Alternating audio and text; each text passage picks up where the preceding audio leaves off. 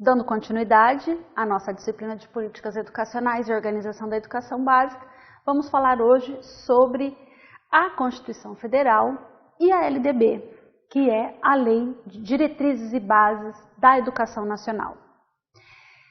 Por que isso é importante?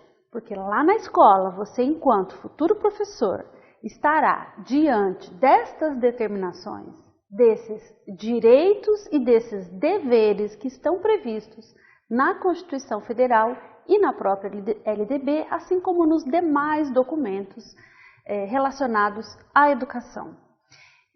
Então, conhecendo a própria legislação, para que nós possamos, enquanto professores, dar viabilidade, aplicabilidade e garantias também de que os nossos alunos tenham este direito implementado, que eles possam, então, desfrutar deste direito, que é o direito à educação.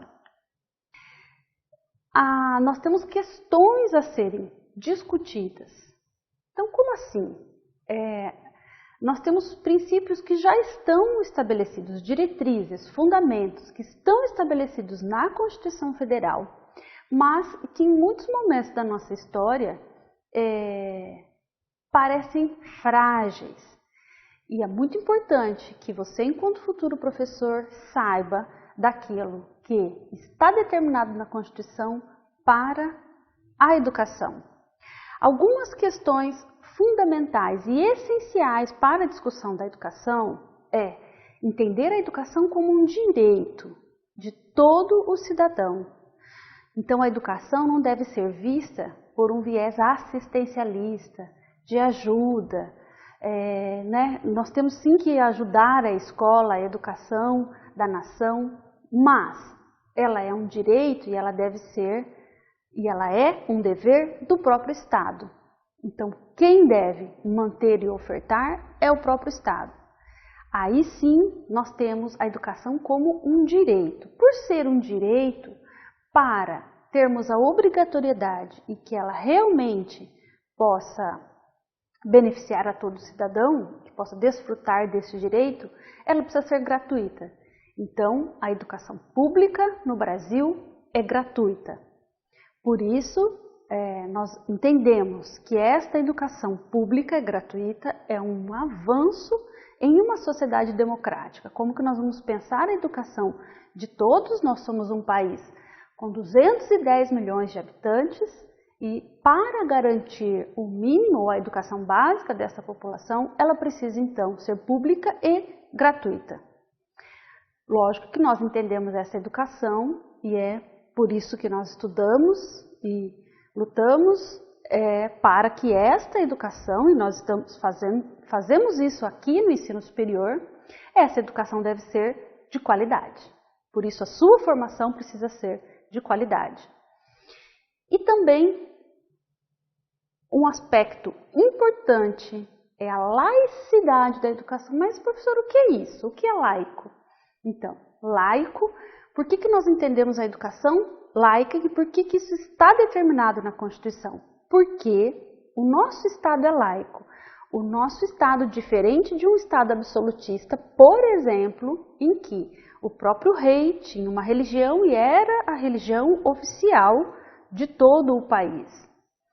Hoje o Estado ou o próprio governo não pode, constitucionalmente, não pode se professar enquanto ou tomar como uma religião única para todo o país. Nós sabemos disso. Então, o Estado não tem religião. Os governos, os políticos, os grupos, sim, mas o Estado não. Por quê? Porque nós precisamos respeitar todas as manifestações religiosas, toda a diversidade que nós temos, a escolha individual, a vida privada de cada um, e o Estado deve ser esse que garanta, então, o direito de consciência, de crença e dos cultos religiosos como um todo. Então, por isso, a educação tem esses princípios fundamentais em ser pública, gratuita e laica. e, obviamente, de qualidade.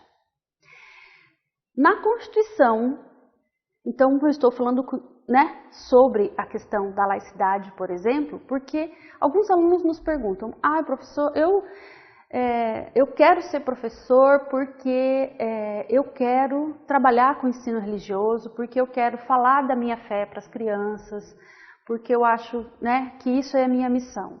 Bom, nós precisamos diferenciar isso. O ensino religioso também não pode ser proselitista, ele não pode ter uma característica de uma religião específica, mas da diversidade das religiões. Então, o professor também não pode, mesmo com uma religião, trazer isso como a religião mais importante, ou a que deveria ser ideal, ou a que os alunos devem seguir, enfim. Não, isso não é papel da escola. Por isso, o Estado é laico, assim as suas instituições, e a escola deve ser laica. No artigo 205, então, é inviolável a liberdade de consciência e de crença, sendo assegurada o livre exercício de cultos religiosos e garantia na forma de lei a proteção aos locais de culto e suas liturgias.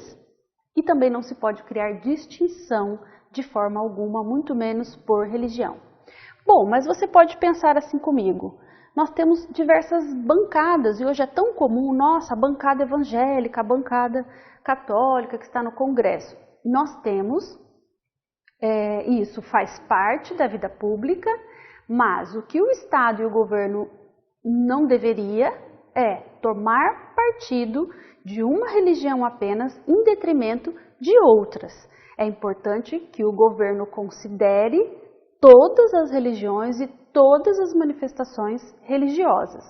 Uma em si não pode se sobrepor para o governo em relação às outras.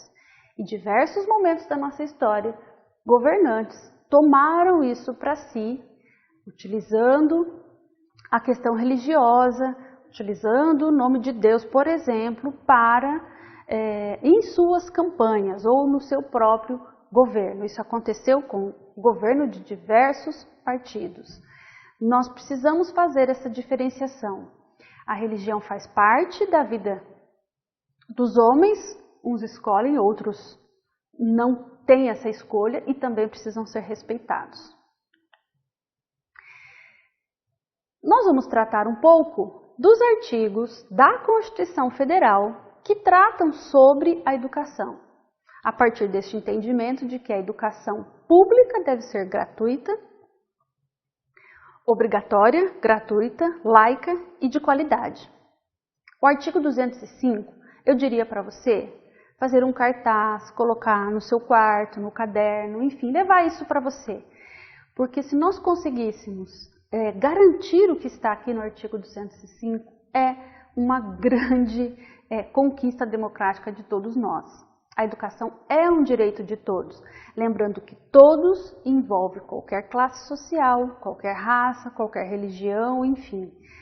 A escola deve ser aquela que acolhe a todos e que respeita a diversidade e que dá acesso a todos. É dever do Estado a educação e também da família, promovida e incentivada com a colaboração da sociedade, visando o pleno desenvolvimento da pessoa, seu preparo para o exercício da cidadania e sua qualificação para o trabalho.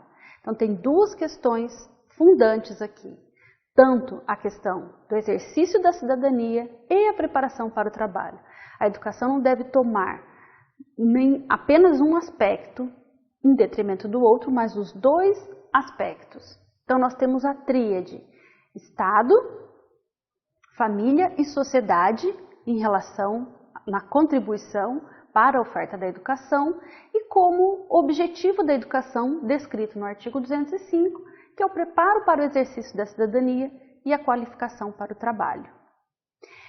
O acesso a esse ensino obrigatório, gratuito, é um direito público. Quando nós dizemos que é um direito público subjetivo, o que isso significa? Como o Estado tem a obrigação da oferta da educação, e nós temos no Brasil a obrigatoriedade dos 4 aos 17 anos de idade, Se alguma criança não tiver vaga na escola, você, pai, mãe, deve ir na promotoria e solicitar a sua vaga. E o Estado pode ser, então, pode sofrer uma ação jurídica por não ter esta obrigação, este dever do próprio Estado cumprido. Por isso é importante que você espalhe isso também a todos. O artigo 206 fala sobre o acesso e permanência, sobre a liberdade de aprender e ensinar, sobre o pluralismo de ideias. Nossa, é um tema tão delicado isso hoje, porque a escola não deve ter um pensamento único, nem mais para a direita, ou mais para a esquerda, ou para o centro, mas as ideias todas devem estar presentes na escola e promover um debate e uma discussão para que todos conheçam as diversas possibilidades e os grandes pensadores que nós temos, né, e toda essa construção de conhecimento historicamente. Então isso está garantido sim na Constituição. Também a coexistência de instituições públicas e privadas, a valorização dos profissionais da educação e a gestão democrática do ensino público. Isso não está previsto para o ensino privado. O artigo 207 fala das universidades e também da indissociabilidade entre ensino, pesquisa e extensão para o ensino superior e para as universidades. O artigo 208 trata da educação básica, educação especial, do ensino noturno, dos programas suplementares necessários porque o Estado não deve só ofertar a educação, mas nós precisamos da permanência desses alunos na escola, por isso a importância de programas suplementares. E o recenseamento também como algo obrigatório para todas as escolas e os municípios. O que é que isso significa? Estamos falando do censo escolar, em que tratamos na unidade 1. Então, a responsabilidade de cada escola em preencher todos os dados sobre matrícula, sobre evasão, sobre aprovação dos alunos. Já o artigo 209 que o ensino é livre para a iniciativa privada, mas que deve cumprir com normas gerais da educação nacional. Sempre quando você vê uma propaganda, nossa, esse curso é reconhecido com nota máxima no MEC, é reconhecido com nota 5, o curso é reconhecido. Então, todas as instituições privadas precisam passar por um processo avaliativo para garantir a qualidade da educação. Então, o próprio Ministério da Educação que realiza essas avaliações e que dá uma nota para os cursos e para as instituições. Todas as instituições privadas passam por este processo. Já o artigo 210 e o artigo 211, o artigo 210 fala sobre os conteúdos mínimos que devem ser estabelecidos nacionalmente. Estamos falando de parâmetros curriculares nacionais, de referencial curricular nacional e hoje da Base Nacional Comum Curricular, a necessidade de se estabelecer esses conteúdos mínimos. A questão do ensino religioso, que é facultativo, então, é obrigatório a oferta na escola do ensino religioso, mas a participação do aluno não é obrigatório, é facultativo ele participar ou não desta disciplina. A educação indígena, a consideração da língua e de toda a cultura. O artigo 211 traz sobre o regime de colaboração. Isso está muito relacionado com a questão do financiamento da educação. Então, esse regime de colaboração, impostos que são recolhidos no âmbito federal, estadual e municipal e os repasses que ocorrem até este dinheiro chegar na escola, pagar professores, enfim. Então, esse regime de colaboração para os sistemas de ensino. E o artigo 212, resumido aqui, o que está previsto na Constituição Federal, então, sobre a questão do financiamento. Nós temos determinados alguns impostos que são destinados para a educação. 18% desses impostos recolhidos na União devem ser destinados para a educação. Já estados, Distrito Federal e municípios Desses impostos que são determinados para a educação, 25% devem ser aplicados na educação. Você sabia disso? Isso é muito importante. Importante também fazermos parte do Conselho Municipal de Educação, dos conselhos consultivos, de fiscalização dos próprios conselhos, para verificar essa aplicação em cada município dos 25% dos impostos que são recolhidos. Você paga imposto de renda? Você paga IPVA, você paga IPTU, IOF, esses impostos, por exemplo, têm um percentual que ele é destinado para a educação.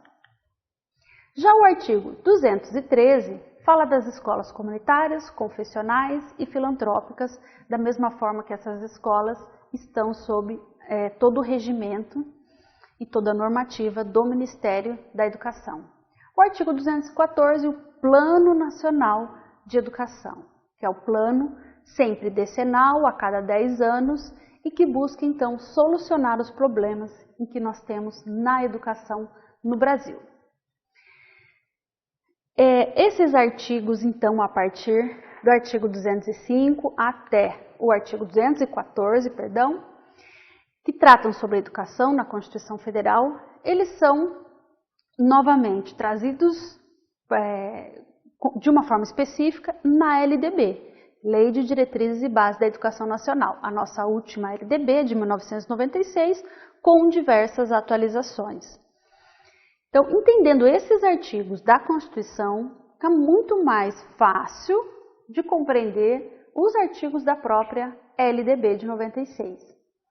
Todos esses artigos da LDB trazem a referência dos artigos da Constituição Federal.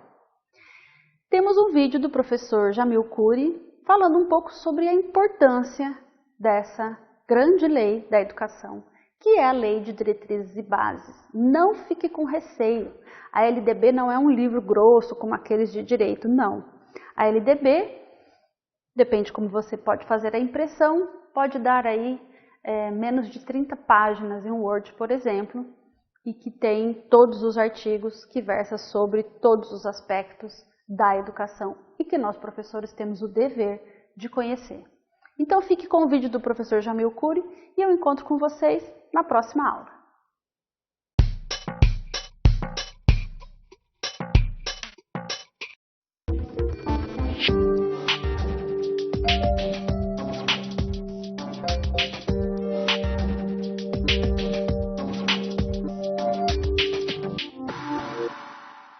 É importante entender que uma LDB, ela não é uma lei qualquer.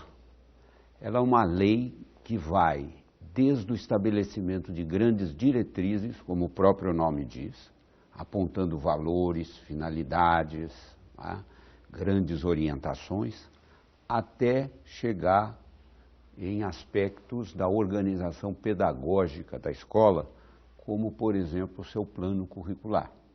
Então, é uma lei que aborda aspectos múltiplos da vida escolar e da educação escolar de um modo geral. Nós não tivemos uma única LDB, esta não é a única.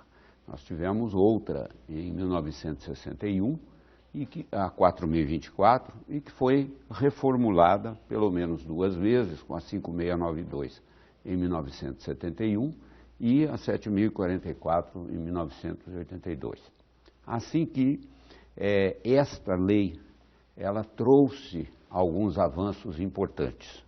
Do ponto de vista conceitual, ela trouxe como grande avanço o estabelecimento da educação escolar brasileira como tendo um primeiro nível na educação básica, e que remete diretrizes e bases. E base, em grego, é tanto fundamento, a estrutura fundamental de uma casa, mas base em grego também significa marcha, significa caminhada, significa trajetória. Então, ela tem esses 2 elementos. Educação básica, então, foi reconhecida como um direito do cidadão brasileiro e da pessoa humana no Brasil,